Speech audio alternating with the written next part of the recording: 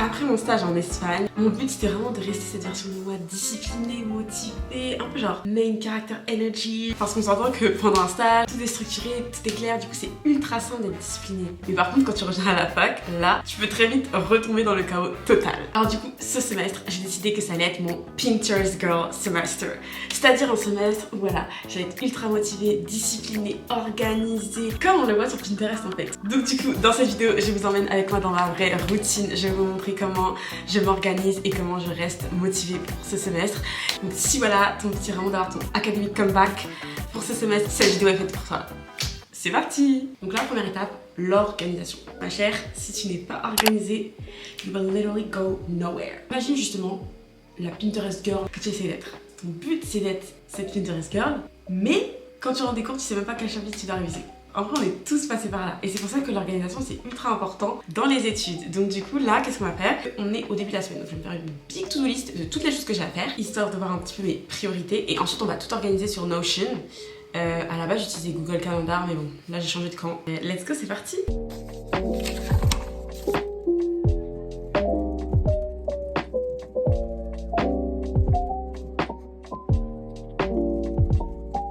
Donc là, comme vous pouvez le constater, j'ai créé une page sur Notion où j'ai fait toute ma to-do list avec une chose un peu majeure que j'avais à faire cette semaine. Je vais aller tout intégrer dans mon emploi du temps.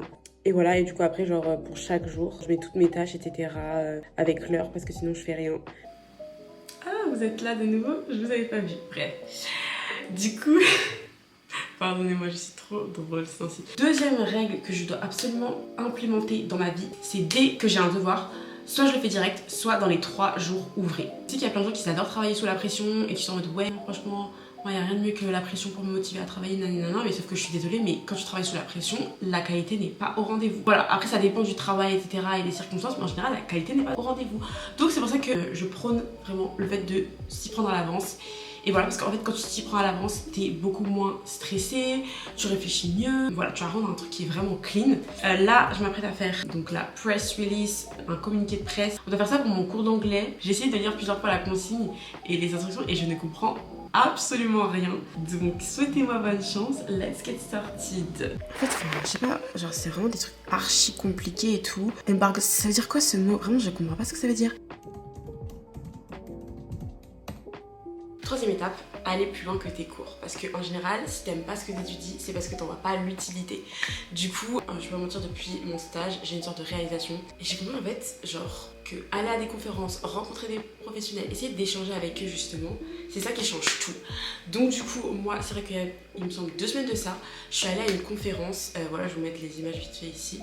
Et c'était une conférence sur, je crois, le directeur de Webedia et j'ai trouvé ça ultra intéressant parce que, comme je vous ai dit à la base, moi je savais plus trop quoi faire après mon stage. J'étais en mode, est-ce que finalement je me dirige vers le marketing ou pas? Et en fait, cette conférence, ça m'a vraiment ouvert l'esprit et je me suis dit, mais en fait, ça pourrait être intéressant de travailler avec des youtubeurs. Tu peux poser des questions aux professionnels, leur demander quelles sont leurs missions, etc. au quotidien. Donc, par exemple, là, hier, on a eu une sorte de workshop sur des alumni de notre école qui nous ont un peu expliqué leur mission, où est-ce qu'ils travaillaient, dans quel pays, dans quelle entreprise, dans quelle industrie, etc. Et j'ai trouvé ça ultra méga intéressant. Donc vraiment je vous conseillerais vivement d'aller à des conférences, d'échanger avec des professionnels. Moi ça m'est déjà arrivé, genre je me mens pas, de faire des LinkedIn copy chat, c'est-à-dire que j'envoie genre des mails à des professionnels sur LinkedIn et après je fais des visios avec eux. J'en ai fait genre 2 avec 2 professionnels et tout et j'ai trouvé ça vachement intéressant. Là les amis, passons au conseil un petit peu plus fun, un petit peu plus esthétique, vraiment pour romantiser à fond sa vie de Pinterest girl. Tout d'abord, il faut savoir qu'une Pinterest girl, elle a son style signature. Vraiment un style qui met en avant, si vous voulez, qui elle est réellement. Donc là, du coup, je peux vous dire qu'à la base, j'avais grave mon style un peu casual. C'est vrai que je mettais pas mal de pantalons ultra larges et tout, genre c'était grave ma DA. Et même dans ma vidéo vlog du début de l'année, j'étais en mode ouais, mon but ça va être ça, genre de porter des hauts serrés et des bas larges. Mais en fait, là, j'ai totalement changé de DA. Genre, j'ai décidé que au final, c'était pas ça ma DA. Et là, maintenant, je rentre dans ma fit girl era. En fait, je me dis, vu que je suis fine et tout, autant mettre ça en valeur. Donc du coup, je vous montre vite fait mon outfit. Récemment, je me suis acheté une sorte de pantalon de chez Bershka, je crois, dans Pull&Bear. Et en fait, mon problème, c'est qu'à chaque fois, je confonds Bershka et Pull&Bear. J'en parlais dans ma conférence à quel point c'est tellement un problème que j'ai. En fait, j'arrive pas à différencier les deux marques. Dites-moi en commentaire si vous pensez la même. Bref. Récemment, je me suis acheté ce petit jean de chez Pull&Bear ou Bershka, je sais plus. voilà, il est comme ceci, un peu pas def et tout, et un peu skinny et tout, et je trouve que ça me met trop en valeur. Voilà, avec ce petit haut si vous voulez, près du corps, etc., qui me met également en valeur. Donc voilà, je peux vous dire que là je suis dans mon era skinny legend, genre je mets en avant mes atouts. Bien évidemment, je ne fais pas ça par l'apologie de la maigreur, absolument pas. Je parle juste par rapport à mon physique. Mais si vous êtes beaucoup plus en forme, je vous invite à justement mettre en valeur cet atout aussi. Donc voilà, je suis vraiment pas... Parce que là, je sais que les gens ils vont dire « Ah, mais elle dit skinny legend, donc elle fait l'apologie. » Pas du tout. C'est juste, chacun a des atouts qu'il doit mettre en valeur. Voilà. Et bien évidemment, j'ai totalement oublié de vous rajouter, mais j'ai mes petites chaussettes léopard en fait. Quand j'étais en Espagne, je me suis acheté genre au moins 5 paires de chaussettes léopard. Et du coup, genre vraiment, genre cette année, je les porte tout le temps, tout le tiempo. Je les porte la semaine, après tac, je les lave, après je les reporte. Non mais j'ai vraiment un problème d'obsession avec ces chaussettes. Et à chaque fois, genre les gens ils me complimentent, ils sont en mode oh, belle chaussette. Et je suis en mode I know. Et là, c'est parti pour romantiser ses études. Du coup, direction mon coffee shop préféré pour aller réviser. Je sais que là, vous allez me dire, mais pourquoi tu vas pas à la médiathèque? Honnêtement, moi, j'aime trop aller dans les coffee shops juste pour la nourriture. Parce qu'en fait, je peux pas me permettre de réviser le ventre vide. Enfin, c'est vraiment un essentiel pour moi. Donc là, comme vous pouvez le constater, direct, à peine arrivé, j'attaque en fait. Enfin, je bois mon smoothie et je mange mon espèce de flan à la fraise là. Et du coup, après, j'ai commencé à paniquer parce que je me suis rendu compte que j'avais dépassé la deadline pour un devoir. Vraiment, la première fois de ma vie que ça m'arrive, vraiment, j'étais en panique totale. Du coup, je me suis mise à faire le devoir en vitesse. Et à la fin, au final, j'ai tout fini. Espérons juste que mon école va accepter, je ne sais pas encore. Priez pour moi s'il vous plaît parce que là c'est vraiment la catastrophe. Coucou tout le monde, donc là on est du coup le lendemain, je viens de me réveiller et tout. Et c'est vrai que ce matin j'étais en mode en fait, qui dit Pinterest Girl Semester, Academic Comeback, dit se remettre à la lecture. Donc là c'est ainsi, je vais vous montrer les 2 livres que je suis en train de lire. Donc tout d'abord on a les livres romantiques. Moi je me dis, c'est vrai que quand tu grandis en France, les gens ils te disent oui, si tu lis, il faut que ce soit des classiques, il faut que ce soit des machins, des bidules. Il y a grave des clichés je trouve par rapport à la lecture. Et du coup moi j'ai vraiment ce truc de non en fait j'en ai marre. Je me libère en fait des préjugés et j'assume en fait mon style de livre. Cette année je vais me mettre à lire plein de livres romantiques parce que genre c'est trop ma vie, j'aime trop lire ça. Donc là on commence avec, j'ai grave un problème, c'est que des fois je relis tout le temps la même saga. Genre quand je m'ennuie, je me dis tiens, si je relisais la même saga que je lis depuis des années et des années. Bien évidemment cette saga c'est Le Journal d'Aurélie Laflamme. Donc voilà, une saga vraiment t'as peur. Et là je suis au 8e tome et donc du coup je vais relire.